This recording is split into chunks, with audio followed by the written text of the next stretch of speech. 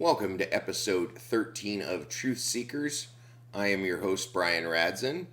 Lucky 13, here we go. I know I like to say that every time or every time I do one of these episodes. Hopefully, have some guests on soon. I love it. I love putting my voice out there, having the tough conversations, because that's what this is all about. This show, this channel, life really is having those conversations. Tough conversations. Some of those tough conversations are with ourselves. So don't shy away from that person you have a hard time talking to. Because chances are the reason we're having a hard time talking to them is because we're having a hard time talking to ourselves. Now, that could spring out into a lot of issues. And I will cover that on a future episode. But today we're going to talk about ignorance. Now, ignorance can take many forms. As far as someone's station in life, the environment they come from, the family structure they were brought up in, the religious order that they were indoctrinated by. You know, it comes from a lot of places. But I would say is even the better things that we have in common with each other, the good things that we have in common, because there are bad things we have in common as well. But one of the good things is vigilance. Is vigilance to what's right. I think a lot of us have that in us, whether we want to admit it or not. Now, sometimes this can be skewed in one direction or the other. It can head off one way or head off another. But what it really boils down to is it can devolve into fear. How does it devolve into fear? What is ignorance? Well, basically, ignorance is us not knowing something. We're ignorant of it. So when someone says we're ignorant of the situation on the ground, we don't know what it's about, even though we espouse that we do. We don't know something, but we say that we do because it makes us feel more in control. When we don't know something, it can be scary, right? Walking into the unknown. I mean, what other than that is, walking into something scary that we don't know? Which can also go in a few different directions. You can go down this rabbit hole, or you can go down that rabbit hole. And hopefully we don't go down any rabbit holes, especially as far as ignorance is concerned, because it can quickly blow out of proportion. Now, I would say that a good portion of the voting population has been ignorant to a lot of the issues that has befuddled them for a long time. I mean, what was the book back when that I really liked? What's the Matter with Kansas?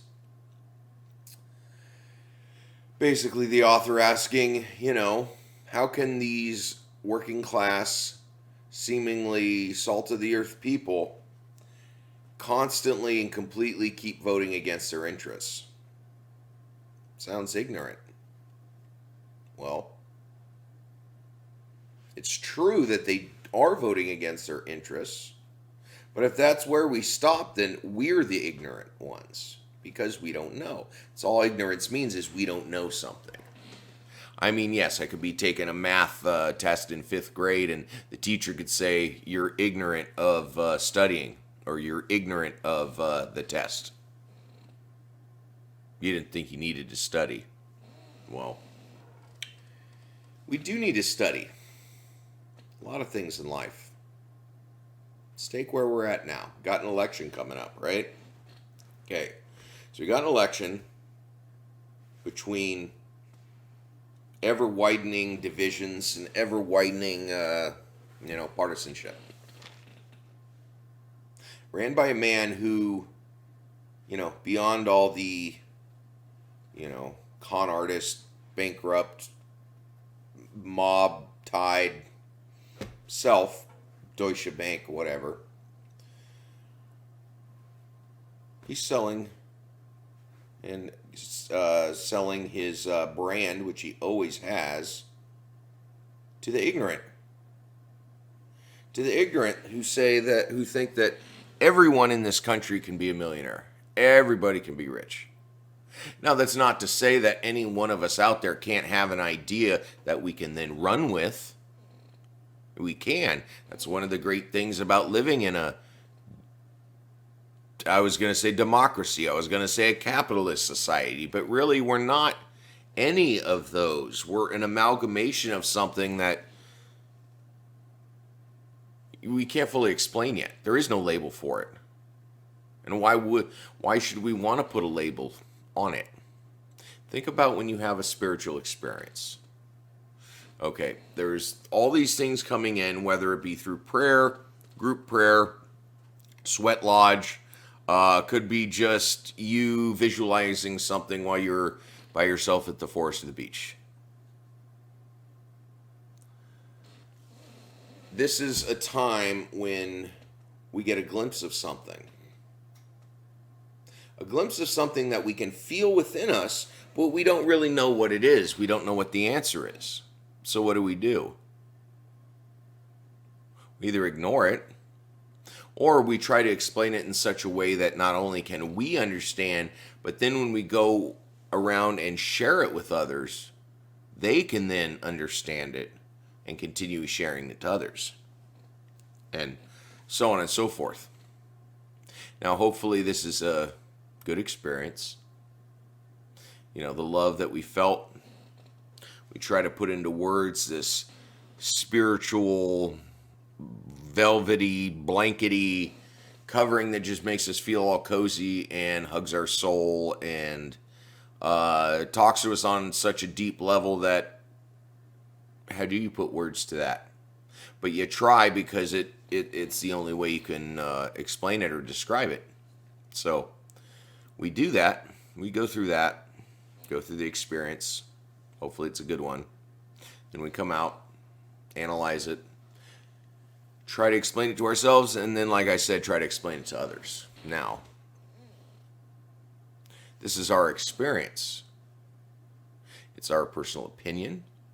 Even somebody else viewing what we went through could have a different answer, right? So who's the ignorant one in this situation? I would say everybody and nobody. Everybody's ignorant because they don't know exactly what's going on, right? They don't know exactly what's going on because they can't explain it, what's happening to them or what's happening to you. And you're ignorant because neither can you. Because we're all in the same boat of this explaining. Now, hopefully in a deeply spiritual setting, what comes out of it is good. Although think about the flip side.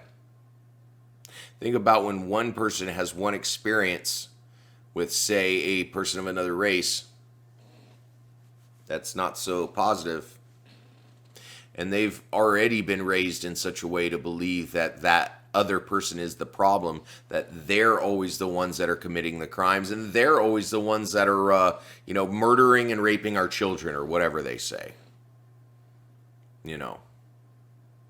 That can quickly devolve even further. But that's the sort of thing that gets passed down. So when we have this one event, say we got in an argument. Say we thought we felt threatened by 3-4 black teenagers. Now, there's been stories like that in the past where some white dude at a gas station got all scared, or because of his ignorance and of not knowing these people, or of not knowing really that no group can be generalized against, he, started arguing and then pulled his gun and shot and killed, I don't remember the guy's name. That's my fault. I try to keep up on a lot of this, but it's sometimes impossible to know everybody's name, and that's the sad part, because we're becoming ignorant of the real problem. We're ignoring the real problem. This is where ignorance comes from, ignoring. ignoring the truth. Do we want to ignore the truth? I mean, do we want to be in such a place that we can't even see what's in front of our face? Now, let's go back to this experience. Now, when we have this one bad experience, then we share it with other people who may or may not have been raised like us to think like us. They may have had similar experiences. So now we're building the ignorance. We're building the ignorance of all these people ignoring what's going on the ground. So you have the far right ignoring what's going on the ground. Some on the far left, more on the far right. I do not think it's equal, and I will argue anybody who thinks otherwise. Yes, extremists are the problem. Extremists are the problem because they all ignore what's going on. Now, I remember, it's always been like this. I mean, not this pronounced, but, Bush and Cheney messed things up pretty good. Then you have the nation's first black president in response. And then in response to the first black president, we have somebody who's touting openly racist and conspiratorial views to drum up militia support, armed militia support, armed illegal militia support. Let me put it that way because it is illegal to have a private militia. You're calling on all that to defend the real people. To defend the real people, okay. I mean, is this what we've come to defend the real people? All those people that claim that we were this white Christian nationalist country, that if your religion or the color of your skin doesn't rise to what we think is acceptable, then you should not live here and you should go the hell away. GTFO. Leave us lonely, peaceful, law-abiding, God-fearing white people alone. I mean, what could be more ignorant? Well, a lot of things can be ignorant, especially if you put your imagination to it. So, I mean, how do we begin to fix this? How do we ease the divide? How do we ease the divide between these two ever-widening groups that are starting to become more ignorant of each other as they go further and further into their corners and become more and more extreme? How do we bridge the gap? Well, it's easy. How do we beat ignorance? Knowledge. Knowledge is the opposite of ignorance. You're not ignoring. You're learning what's going on. We need to talk to each other. One of the favorite songs that I've come up on is, believe me, I don't have the best singing voice, or I would start singing it right now, but, Mother, Mother. Yeah. There's a line in that song that says, talk to me so you can see what's going on. I'll tell you what's going on and you can tell me what's going. I mean, you know where I'm going with this. We need to have these conversations. We need to tell each other exactly how we feel. And if it's something we don't want to hear or, want to shy away from because we don't feel, we feel scared. We feel weird. We don't like conflict. We don't like people mad at us. We don't want to, we don't want to. We want to ignore this. Can't we just go do something else? You see how this builds the ignorance all back up again? It builds back up. It builds back up until it creates fear. Now, I will go more into that side of things tomorrow, but this ignorance will kill us because the way it can quickly devolve. Now, I've always had a problem with people on whatever side talking about, slippery slopes. Because you're basically saying, well, if this leads to this, to this, to this, then, this thing 25 steps down the road is going to happen. Maybe. No guarantee. As long as, if we can at least look at evidence in such a way that we're not ignoring it, we're just seeing what's actually there. And yes, these clues can build up an idea in our mind of what we want to see, of what can happen. Doesn't mean it will, but it does mean that we need to pay attention to what's going on. We need to pay attention to how we're treating ourselves, how we're treating our families, how we're treating our community, how we're treating our neighbors. We need to not be ignorant of anybody's needs, of anybody, period. This should be a time when all of us are coming together. All the bullshit stripped away. A lot of us have lost jobs. The economy's crashing for, the not 0.1%. And, it was supposed to knock all the bullshit away. So that we see the reason why we're fighting each other is for the same reason. We're blaming each other for our problems instead of the string pullers at the top that, just make us dance like marionettes and they don't give a shit what happens to us. They just need us to keep fighting because then we'll be distracted from what they're really doing. And don't we all want to know what they're really doing? Aren't all of us tired of being ignorant to what our government is telling us? To what we're telling ourselves?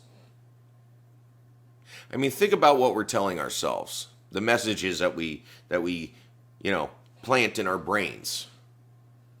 I remember somebody saying once, if we told kids what we say to ourselves in our heads, we'd probably all be in prison. Think about it. Words matter. Words matter. Actions matter. I mean, it's how all of it's interconnected. Actions, words, thoughts, decisions, it's all interconnected. But the biggest thing that we can do for ourselves, for the future evolution of our species, for the improvement of the planet into a loving, peaceful, light-filled wonderland of discovery. What one thing we can do? We can start loving ourselves. Is it really that hard? Look in the mirror and like what we see. If we don't like what we see, we can either fake it till we make it, or we can ask ourselves why we don't like ourselves. And then ask why we think that. And we do this enough times, we're going to find out that we've been ignorant of ourselves, of who we truly are. I mean, isn't low self-esteem built off self-ignorance? And if that's where we're starting, we're ignoring that to then ignore what's really going on with someone else and then projecting our shit onto them. Then we're ignoring what they're really like, or what their group's like, or their family's like. Because, everybody's the same. Any group, right? Come on. It's the 21st century. None of us are that stupid anymore. Come on. Okay? So, I mean, where is this all leading? I don't know. Hopefully not to a, mass casualty event. None of us want to see that. But if they just keep devolving out of control,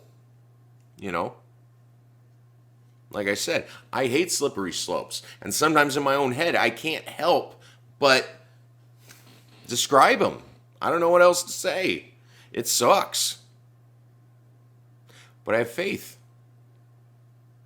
Now, what's the difference between faith and ignorance? Both based on something we don't know, but feel we do. Because we can't ever know those things for certain. But it's a feeling. It's a feeling that we feel inside that, boosts our mood and our outlook, and what we want makes things a lot clearer and brighter, and